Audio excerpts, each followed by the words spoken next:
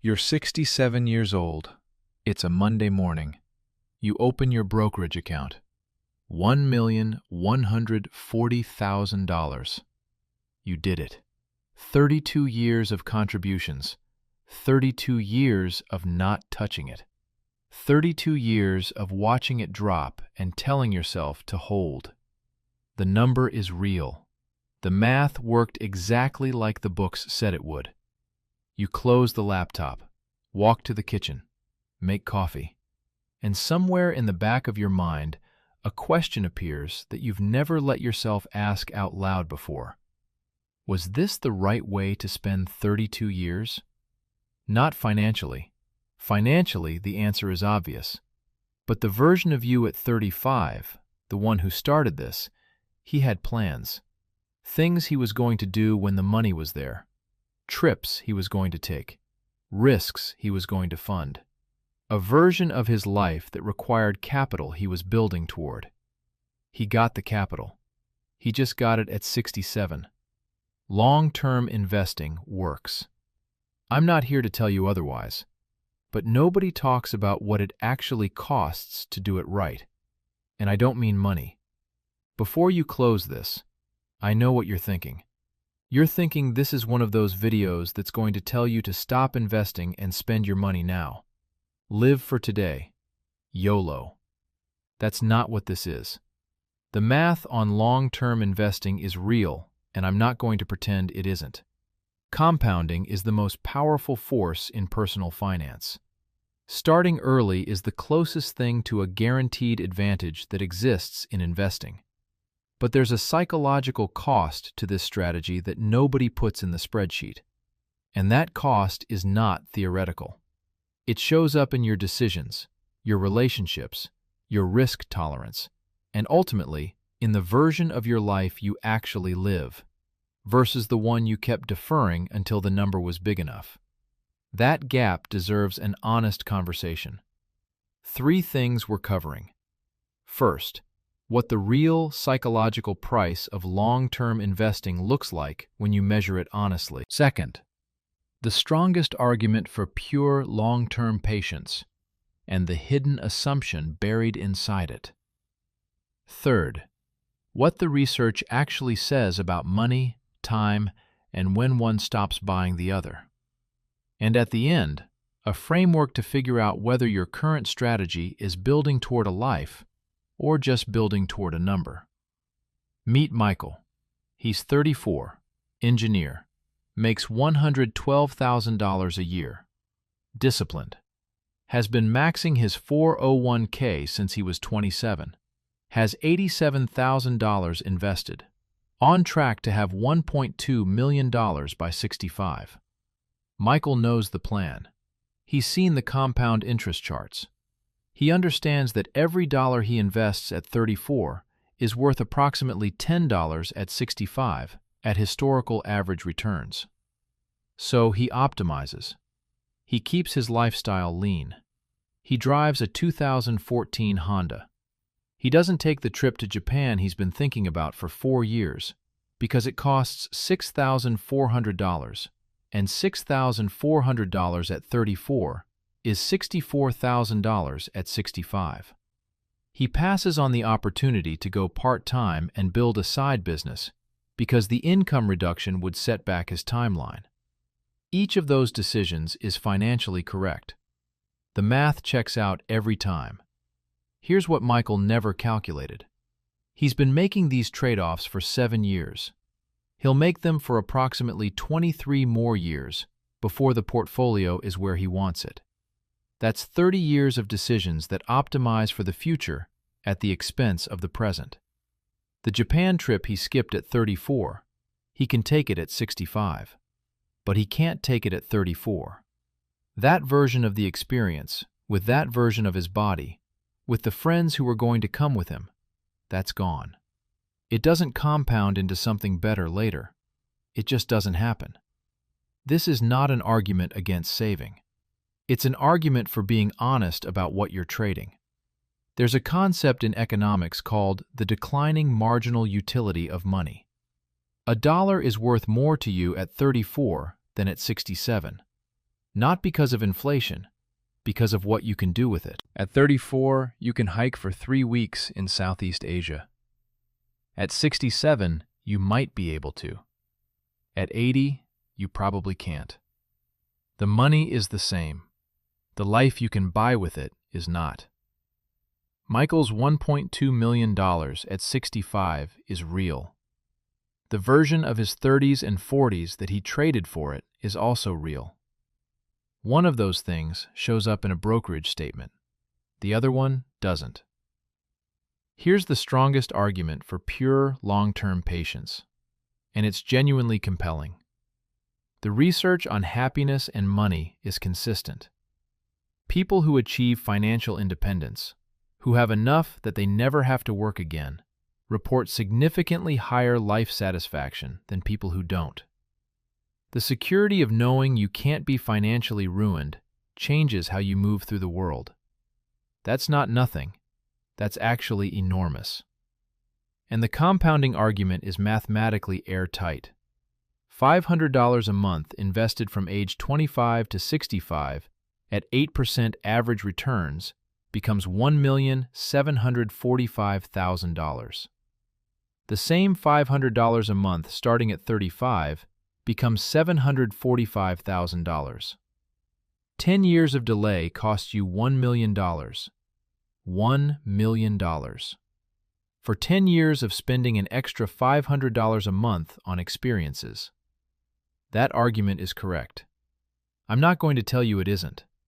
But here's what it quietly assumes. It assumes that the primary variable determining your life satisfaction is your net worth at 65.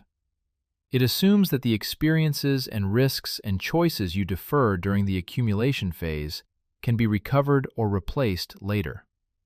And it assumes that you will be alive, healthy, and mentally capable of enjoying the money when it arrives. Here's where it gets uncomfortable. The average American male dies at 74.8 years. If Michael retires at 65, he has statistically 9.8 years with his money. Of those years, research suggests the first 3 to 4 are the most active. After 70, health limitations begin to meaningfully constrain what money can buy.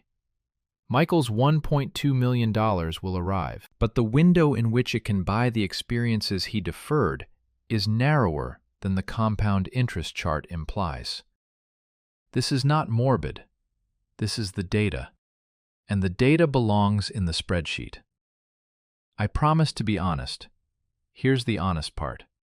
There are people for whom pure long-term optimization is exactly the right strategy. If you are starting from zero with no emergency fund and no financial safety net, every dollar going into investments before building that base is a mistake. Sequence matters. Foundation first. If you are 45 or older and have significant catching up to do, aggressive saving is not optional. It's the only tool you have left. The time for balance was earlier. Now, the math demands priority. And if your honest answer is that you genuinely enjoy your current life and don't feel you're deferring anything meaningful, that the investment process itself gives you satisfaction and purpose, then optimizing for the number is completely rational. Not every person experiences this as sacrifice. The problem is not long-term investing. The problem is treating a 30-year financial strategy as if the only variable that matters is the terminal number, while ignoring everything that happens to a human life in the 30 years it takes to get there. Here's how this usually goes. Not the back test, the real story. Age 28. You start investing seriously. You're excited. The compound interest chart is intoxicating. You increase your contribution rate to 18% of income. You feel in control. Age 31. A friend starts a business and asks if you want to co-invest $15,000. You say no. That money compounds to $150,000 by 65. You make the right call. Age 33. You and your partner want to move to a different city for 2 years. For the experience, for the change. It would mean lower income, disrupted contributions. You decide the timing isn't right. You stay. The contribution rate stays at 18%. Age 36.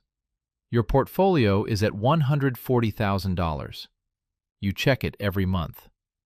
The number going up feels like progress. You've stopped thinking about what the money is for. The number itself has become the goal. Age 39. Your father has a health scare. You spend 2 weeks with him. For the first time in years, you think about what you actually want the second half of your life to look like. You don't have a clear answer. You've been so focused on the instrument that you forgot to define the destination. Age 42. The portfolio is at $290,000. Everything is on track. You feel financially responsible and quietly empty. Not depressed, just aware that something got optimized away that you can't fully name. No single decision was wrong. Together, they built a perfect financial plan around a life that was never fully defined. 3 questions. Answer them before your next contribution hits. Most people think, am I on track to hit my retirement number? They check the projection. The answer is yes. They feel good. The right question is, what specifically am I building this money to do? And is that thing still possible at the age I'll have the money to do it? Name 3 things you are currently deferring that require a younger body, specific relationships, or time-sensitive opportunities. If you can name them, you can price them. If you can price them, you can decide whether the deferral is worth it. Most people think, am I saving enough? They compare to benchmarks. 15% of income. Fidelity's age-based targets. They optimize the input. The right question is, what is the minimum I need to invest to be genuinely financially secure? And what would I do with the rest if I redirected it toward my life now? Most people have never calculated their actual security number. They're optimizing toward a maximum instead of a minimum, which means they're trading present life for future abundance they may not need at the level they're building toward. Most people think, time in market beats timing the market. This is true. They use it to justify never revisiting their allocation or their life plan. The right question is, does my current financial strategy reflect what I actually value? Or does it reflect what I was told to value when I was 27 and didn't know what my life would look like? A strategy built at 27 should be reviewed at 35, and 42, and 50. Not to abandon it, to make sure the destination still matches the person doing the traveling. 3 things to carry with you. Long-term investing works, but working financially and working for your life are not the same thing, and only one of them shows up in a compound interest chart. The declining marginal utility of money is real. $1 at 35 buys different things than $1 at 68. That difference belongs in your planning, not just in an economist's paper. The question is never just, am I on track? It's, on track toward what? And is that still what I want? And can I still get it when I get there? If this made you think differently, send it to someone who's been doing everything right financially and hasn't stopped to ask whether the plan still fits the life. That conversation is worth more than any portfolio rebalancing.